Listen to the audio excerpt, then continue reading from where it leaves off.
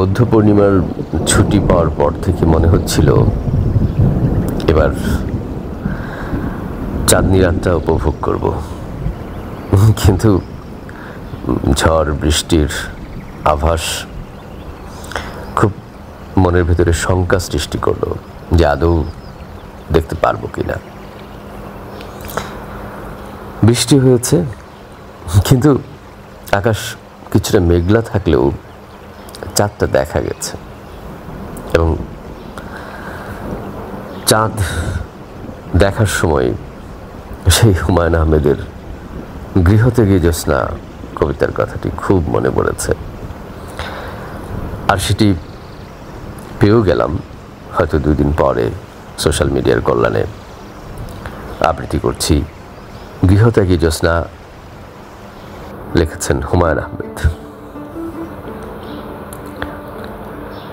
প্রতি পূর্ণিমার মধ্যরাতে একবার আকাশের দিকে তাকাই, আচ্ছা গৃহত্যাগী হওয়ার মতো জ্যোৎস্না কি উঠেছে? বালিকা ভোলানো জ্যোৎস্না নয়, যে জ্যোৎস্নায় বালিকারা ছাদের রেলিং ধরে ছুটোছুটি করতে করতে বলবে, ও মা কি সুন্দর চাঁদ। হ্যাঁ, নবদম্পতির জ্যোৎস্নাও নয়, যে জ্যোৎস্না দেখে স্বামী গাঢ় স্বরে স্ত্রীকে বলবে, দেখো দেখো চাঁদটা তোমার মুখের মতোই সুন্দর।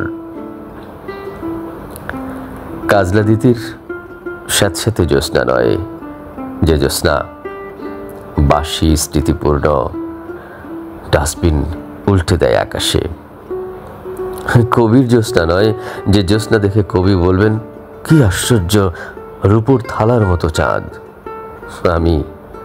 আমি সিদ্ধার্থের মতো গৃহত্যাগী জ্যোৎস্নার জন্য বসে আছি, যে জ্যোৎস্না দেখা মাত্র গৃহের সমস্ত দরজা খুলে যাবে, ঘরের ভেতর ঢুকে পড়বে বিস্তৃত প্রান্তর,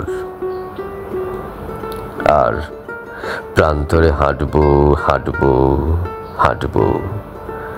পূর্ণিমার চাঁদ স্থির হয়ে থাকবে মধ্য আকাশে, চারিদিক থেকে বিবিধ কণ্ঠ ডাকবে, আয় আয় আয়।